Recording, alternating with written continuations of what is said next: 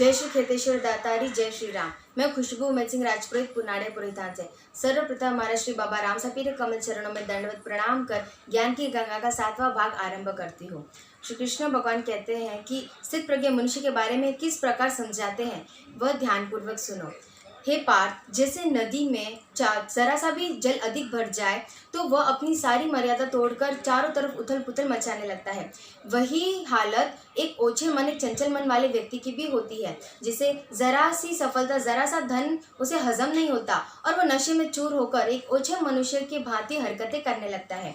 किंतु सागर में चारों ओर से नदी का पानी समाता जाता है, किंतु इतना बड़ा सागर फिर भी विशाल है और शांत रहता है और कभी अपनी मर्यादा नहीं तोड़ता।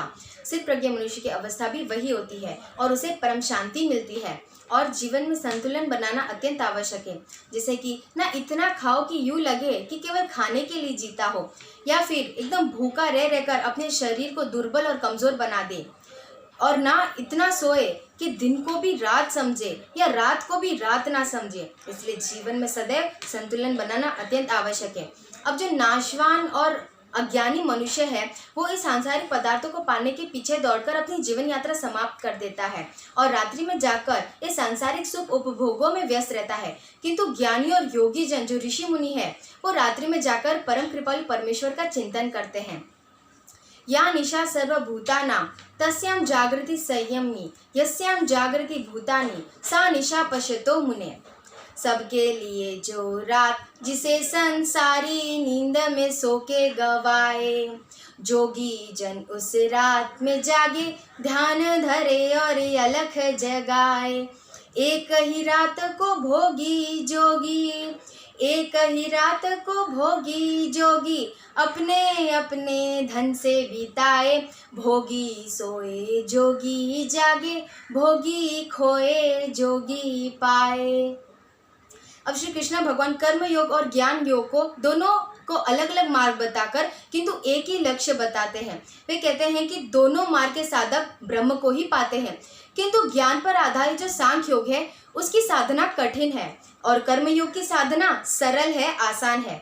श्री कृष्ण भगवान कहते हैं, हे निष्पाप अर्जुन, क्षण भर के लिए भी कोई अकर्मण्य नहीं रह सकता। इसलिए तू कर्म यज्ञ की भांति कर, जिससे कि या तो वो समाज के कल्याण के लिए होना चाहिए या तो वो सारे मेरे निमित्त कर दे।